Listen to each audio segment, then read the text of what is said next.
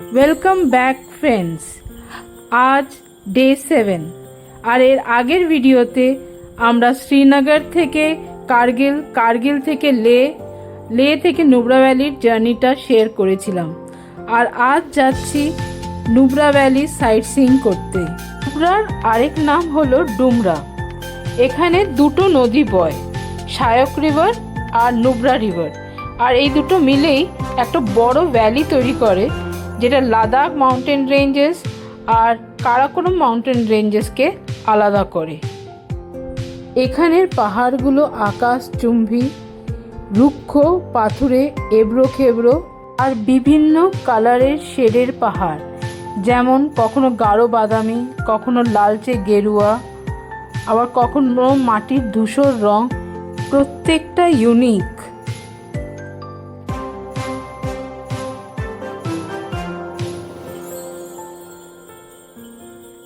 আমরা ওয়ারিস চালুঙ্কায় এসছি। এই ভিলেজটা আগে পিওকের আন্ডারে ছিল, এখন 1971 ওয়ারের পরে ইন্ডিয়ার মধ্যে এসছে। চারিদিকের মাউন্টেন্সগুলো জাস্ট ওয়াও, খুব সুন্দর। এখানে আসার জন্যে আর নুব্রা ভ্যালির বর্ডার ভিলেজেস ঘোরার জন্যে ইনার লাইন পারমিট লাগে। এক দল বাইকার্স আসছে আর আমরা ওদের উৎসাহ বাড়াচ্ছি।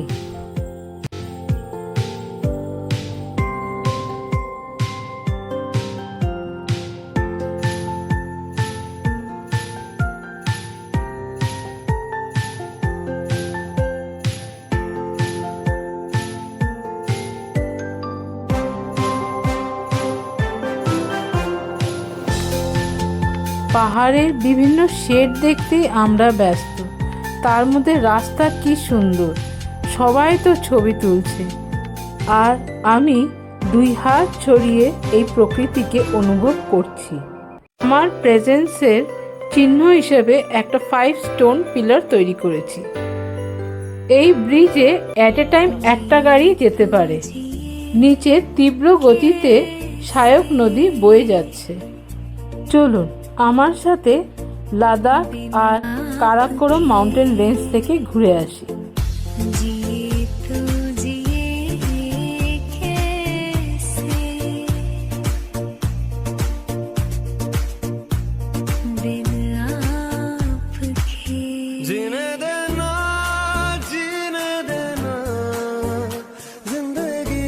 সায়ক নদী খুব সুন্দর গর্জেস আর ক্যানিয়নস তৈরি করেছে এখানে।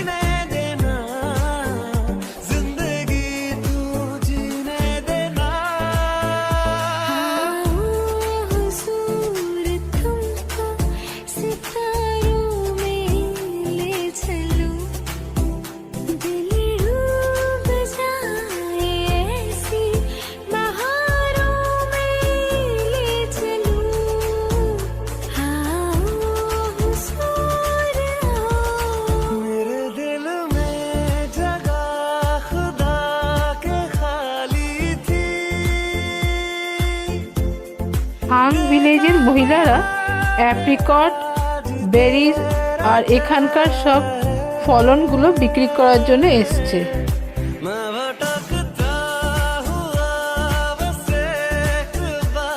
Amazing shades of mountain, wow.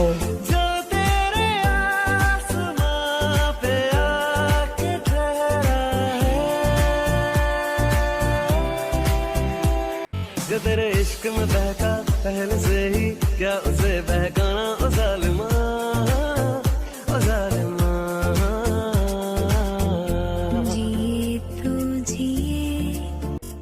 আমরা এখন থাং ভিলেজে ঢুকছি। এখানে তো অনেক কনস্ট্রাকশন চলছে। থাং হলো ইন্ডিয়ার নর্দার্ন মোস্ট গ্রাম, আর এইটা এলওসি থেকে মাত্র 2.5 কিলোমিটার দূরত্বে আছে। এটাও 1971 যুদ্ধের পরে ইন্ডিয়ার কন্ট্রোলে এসছে। 1971 যুদ্ধের পরে ভিলেজটা দুভাগ হয়ে যায়, আর পাকিস্তান সাইডের ভিলেজটার নাম হলো ফ্রেনু, আর এই সাইডের ভিলেজের নাম হচ্ছে থাং।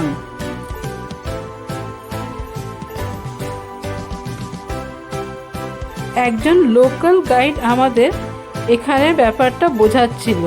येलो कलर का बेंकर देख रहे हैं यही शायोर रिवर है। शायोर रिवर के उस तरफ ग्रीन ग्रीन देख रहे हैं, वो पाकिस्तान है, उसका नाम पुराना विलेज बोलते हैं। नीचे ग्रीन है, ग्रीन के ऊपर माउंटेन पे सिक्सैक रोड देख रहे हैं, रोड के एंड पे भी छोटा माउंटेन है, उन लोग का बैंकर है, उन लोग का सोल्जर बैठते हैं। और ये सारा माउंटेन पे अपना इंडिया लोग बैठते हैं। वहाँ देख लो मैम, व्हाइट कलर बैंकर देख रहे हैं मैम। हाँ हाँ, वो अपना इंडिया का है ये सारा पीक। ये पीछे वाला पीक पूरा पाकिस्तान का है सर, ये सामने पीक है ना सर जी। यहाँ जो नीचे छोटे छोटे पोल लगा हुआ है, ये LOC and no man's land, ये अपना इंडिया का है।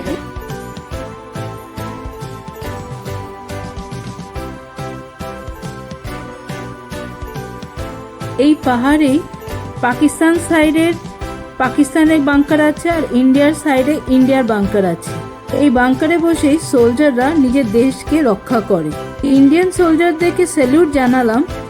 এই ডিফিকাল্ট টেরেনে আর এত অ্যাডভান্স ক্লাইমেটেও নিজের ইন্ডিয়ান চেকপোস্টকে ওরা গার্ড করে।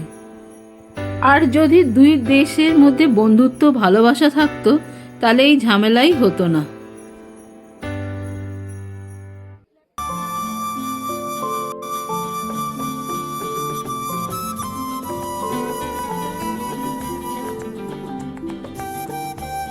এখানে অনেক সেলফি পয়েন্ট আছে আর আমরা সবকটাতে দাঁড়িয়ে ছবি তুলেছি। আমাদের ট্রাভেল গ্রুপ এখানেই লাঞ্চ সার্ভ করেছে। এখানে অনেক স্টলস আছে আর লোকালসরা এখানে জিনিস বিক্রি করছে, অ্যাপ্রিকট, পিচেস, বেরিজ এইসব। আমিও এখান থেকে এখানকার একটা লঙ্কার প্যাকেট নিলাম। এবার আমরা এগিয়ে চললাম তুর্তুক ভিলেজের উদ্দেশ্যে। চলুন ল্যান্ডস্কেপটা এনজয় করি। শায়ক রিভারও আমাদের সঙ্গী হলো। किसी को प्यार हो जाए, जाने कहा कब किसी को किसी से प्यार हो जाए। এগুলো হলো ভিলো ট্রিজ, এখানে খুব কমন। इस दुनिया की रस्में ना कुछ तेरे बस। এখন আমরা তুর্তুক গ্রামে যাচ্ছি আর এই গ্রামের পাশ দিয়ে শায়ক নদী বয়ে যায়। এই গ্রামটি ফ্যারোল এবং ইউল নামক দুটি অংশে বিভক্ত আছে আর এই দুটি অংশের মাঝখান দিয়ে একটি গ্লেশিয়াল রিভার ফ্লো করে যেটা শায়কে গিয়ে মেশে। এটা হলো সেই গ্লেশিয়াল রিভার যেটা তীব্র গতিতে পাথরের মধ্যে দিয়ে বয়ে চলেছে। আর আমরা যেদিকে আছি সেইটা হলো ইউল। जब किसी से किसी को प्यार हो जाए, जाने कहा कब किसी को किसी से प्यार हो जाए। আর ওটা হচ্ছে সাসপেনশন ব্রিজ, এটার উপরে আমরা কিছুক্ষণ পর উঠব। আগে এখানের বিউটিটা দেখাই। शहर बन के आऊं कभी तुम्हारी दुनिया में, गुजर न जाए ये दिन कहीं इसी तमन्ना में। এটা হচ্ছে সেই সাসপেনশন ব্রিজ যেটা ইউল আর ফ্যারোলকে কানেক্ট করে। এটা 1980-তে তৈরি হয়েছে। এর ওপর দিয়ে হাঁটলে এটা হালকা দোলে। ওপারের ভাগটা ফ্যারোল তুর্তুক গ্রাম। লাদাখে এই প্রথমবার এত গ্রিনারি দেখছি। সাসপেনশন ব্রিজ থেকে এখানকার ল্যান্ডস্কেপটা তুলে রাখছি। गुलाबी आंखें जो तेरी देखी, शराबी ये दिल हो गया। संभालो मुझको ओ मेरे यारों, संभलना मुझको। বর্মন্দি গাছে বেরি খুঁজছে। गुलाबी आंखें जो तेरी देखी, शराबी ये রাসবেরি পেয়েছে, ওয়াও, আমারও একটা দিল। ফ্যারোল গ্রামে প্রচুর গাছপালা, প্রিকট ট্রিজ, ব্লুবেরি, মালবেরি আর প্রচুর চাষ হয়েছে এখানে। চলুন গ্রামটা একটু এক্সপ্লোর করি।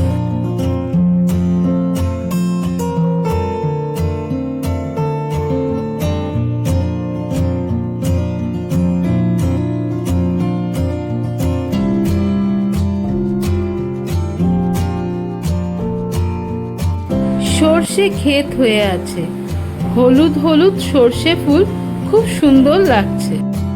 এখানে অনেক শাক সবজির চাষ হয়ে আছে, সব গাছ তো আমি চিনিও না। বাবা কত চাষ হয়ে আছে! হ্যাঁ, পাহাড়ের মধ্যে এরকম একটা চাষের জায়গা, তাই না?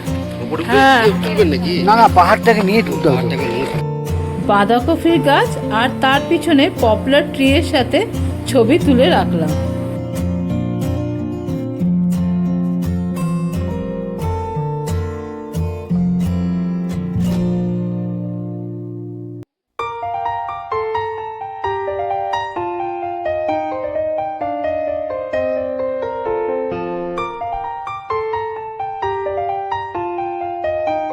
এইটা বার্লে গাছ। এই গ্রামের এগ্রিকালচারাল প্রডিউস যেমন বার্লে, শাক সবজি, বেরিজ, ওয়ালনাট আর স্পেশালি হালম্যান এবং রাখাই কার্পো জাতীয় সুস্বাদু অ্যাপ্রিকট প্রসেসিং আর বিক্রির জন্যে ভারতীয় সেনাবাহিনী সহায়তা করে, আর বেশ কিছু অংশ টুরিস্টদের কাছে বিক্রি হয়। আমাদের গ্রুপেও অনেকে অ্যাপ্রিকট কিনেছে।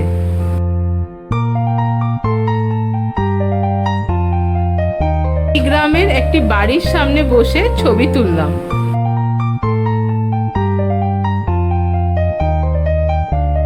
আর দুটো সুইট সুইট বেবিদের সাথে ছবি, ছোটটা তো লজ্জায় চলে গেল।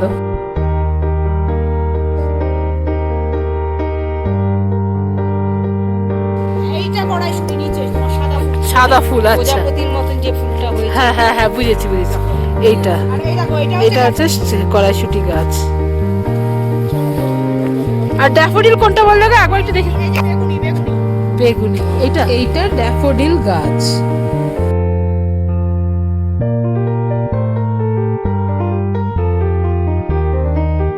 নমিতার সাথে ছবি। এখানে অনেকক্ষণ সময় কাটিয়ে এখন আমরা ফিরে যাচ্ছি।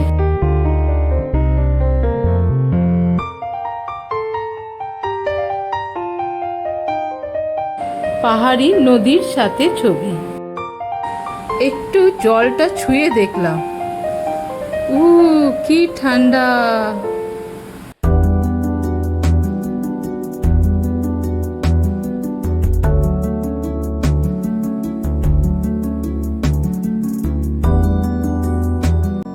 তুর্তুক গ্রাম থেকে ফেরার সময় আমাদের গাড়ি বিশাল জ্যামে আটকে ছিল। প্রায় 10 মিনিটের জ্যাম ছাড়িয়ে আমাদের গাড়ি আবার হুন্ডার কোল্ড ডেজার্টের দিকে এগিয়ে চলল। বিভিন্ন রঙের শেডের পাহাড়, দুটো পাহাড়ের মাঝখানে ডার্ক ব্লুইশ শেডের পাহাড় রয়েছে, সরু একটা স্লোপের মতন, একদম ইউনিক।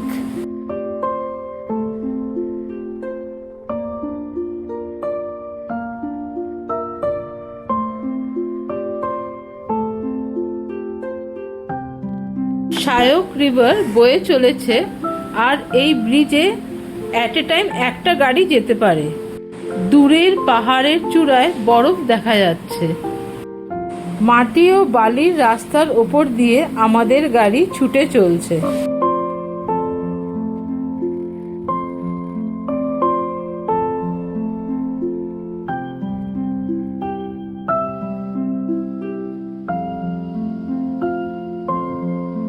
বিশাল বড় বড় পাহাড় আর মেঘলা আকাশ দেখতে দেখতে 7টি রঙের রেনবো দেখা দিল।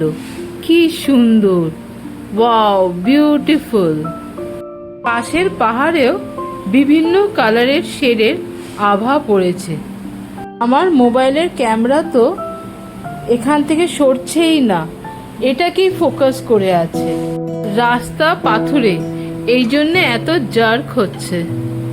তোমাকে না লেখা চিঠিটা ডাক বাক্সে রাখো কোণে, সাদা খামের না লেখা নাম এঁকেছে তার গানে।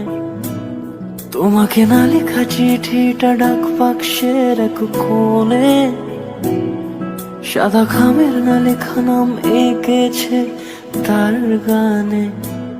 সেই চিঠি যত লেখা। এখানে একটা নতুন ব্রিজের কনস্ট্রাকশন চলছে, আর আমরা যে ব্রিজ দিয়ে যাচ্ছি সেটা একটু নড়বড়ে, অ্যাট এ টাইম একটা গাড়ি যেতে পারবে।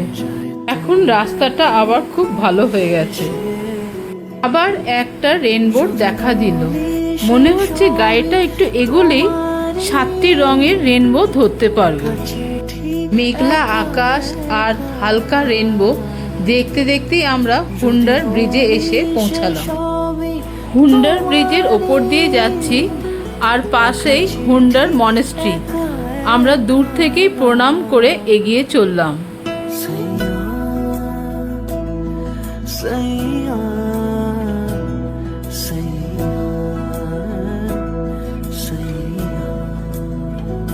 এখন আমরা হুন্ডার কোল্ড ডেজার্টে আছি।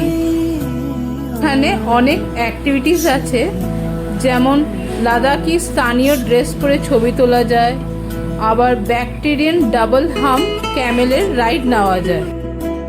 এখানেরও ল্যান্ডস্কেপটা অ্যামেজিং।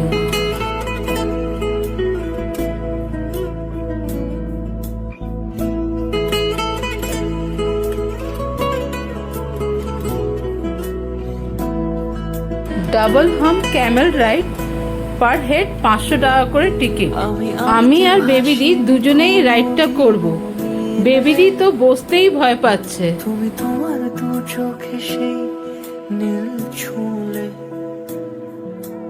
আমিতে ভাসিনি কোনো দিনও নীলে। তুমি তোমার দু চোখে সেই নীল ছুঁলে, আজও আমার বেবিদির ক্যামেলটা কি সুইট। একা একা আমার ক্যামেলের সাথে একটা বেবি ক্যামেলও আছে। আঁকা একা আর আমাদের রাইড আরম্ভ হলো। যায় তো এই ডাবল হ্যাম ক্যামেলদেরকে ব্যাকটেরিয়ান ক্যামেলও বলা হয়, আর এরা খুব রেসিলিয়েন্ট স্পিসিস, আর কোল্ড ডেজার্টের সাথে পারফেক্টলি অ্যাডাপ্টেড। ফ্রিজিং উইন্টারও এরা অ্যাডাপ্ট করে নেয়। এদের ডাবল হাম্পে ফ্যাট থাকে, যেটা ওদের উইন্টারের সময় মেটাবলাইজ করে এনার্জি তৈরি করে। এদের ত্বক অগোছালো লোমে ঢাকা, যেটা শীতের সময় আরও মোটা হয়ে যায়, আর ওই জন্য ফ্রিজিং কোল্ডকে ওরা টলারেট করতে পারে। এদের পায়ের পাতা প্যাডেড আর ব্রড হয়, আর এগুলো ন্যাচারাল স্নো শু হিসেবে কাজ করে, সেই জন্য স্নো কিংবা স্যান্ডে দেবে যায় না। হাইড্রেশনের জন্য এরা স্নো সল্টি ওয়াটারও খেতে পারে। দূরে ওই ক্যামেলদের দেখে মনে হচ্ছে এক কাফিলা যাচ্ছে। সানসেটের সময় আর আকাশে কমলা রঙের আভা ছড়িয়ে গেছে।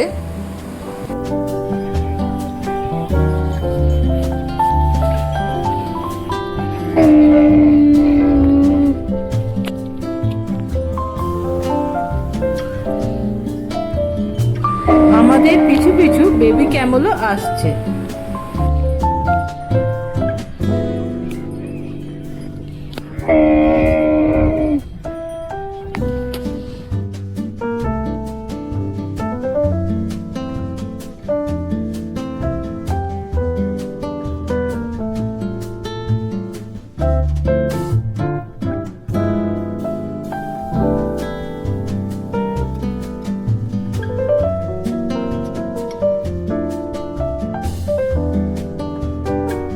সেটা হাত নাড়াও।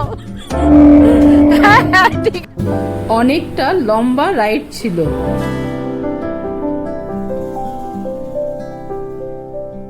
রাইডটা আমরা খুব এনজয় করেছি, আর মন ভরে ছবি তুললাম, আর বেবি ক্যামেলেরও ছবি তুলে রাখলাম। ফেরার সময় ল্যান্ডস্কেপটা পারফেক্ট স্ক্রিন সেভার ছবি ছিল। হোটেলে ফিরে বিকেলে ক্যাম্প ফায়ার অ্যারেঞ্জ করেছে। ক্যাম্প ফায়ার আরম্ভ হলো রবীন্দ্রসঙ্গীত দিয়ে। সবাই সুর মেলালো।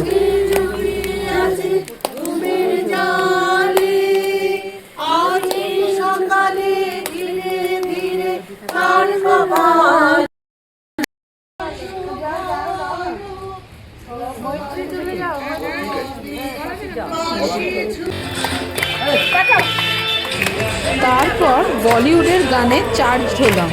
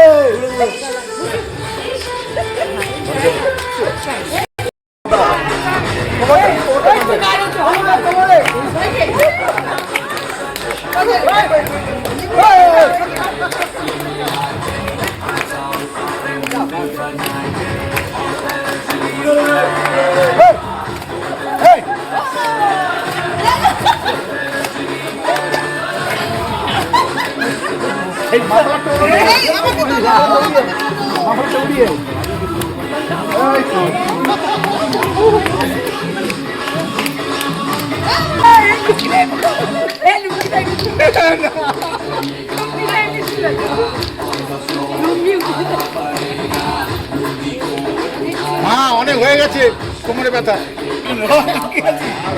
কমে গিয়েছে হয়ে গেছে।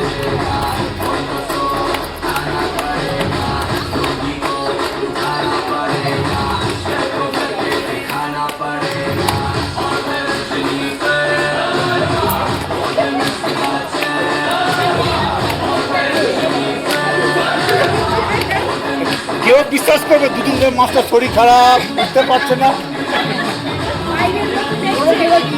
না না বেশি করা আচ্ছা ও দিদি নাচবে এবার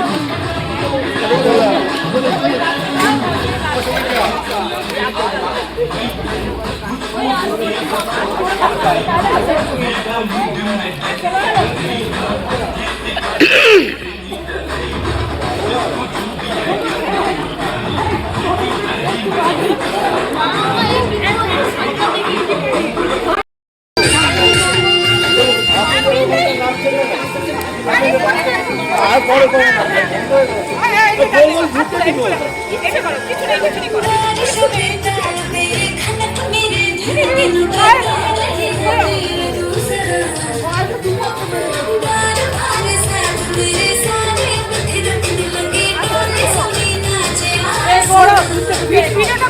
সবাই আছে দেখাবে সবাই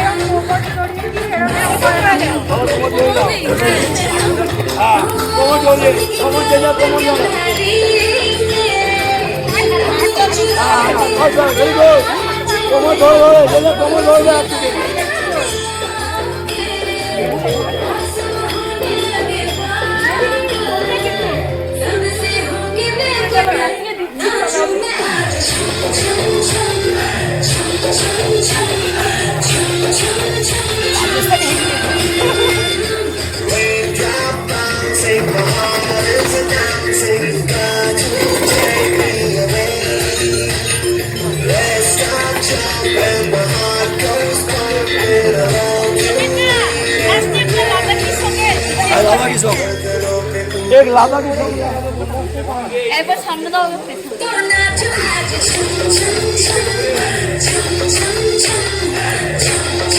বন্ধ করবেন না একটা খাল লাদারি সব লাগানো হচ্ছে মধ্যে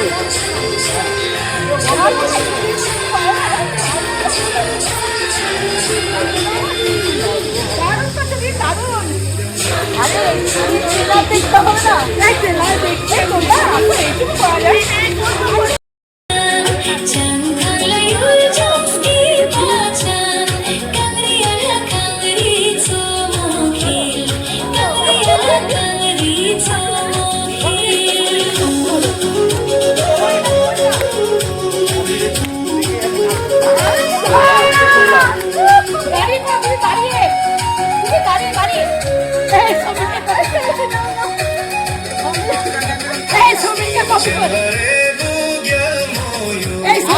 नेपाली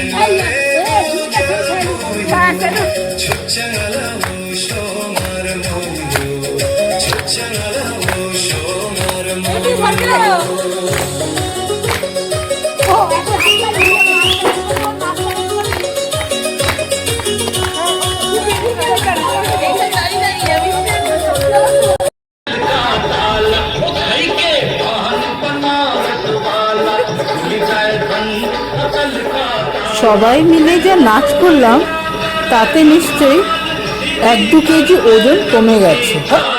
এত মিষ্টি স্মৃতি নিয়ে আমি আমার ভিডিও এখানেই শেষ করছি। নেক্সট ভিডিওতে আবার দেখা হবে। বাই।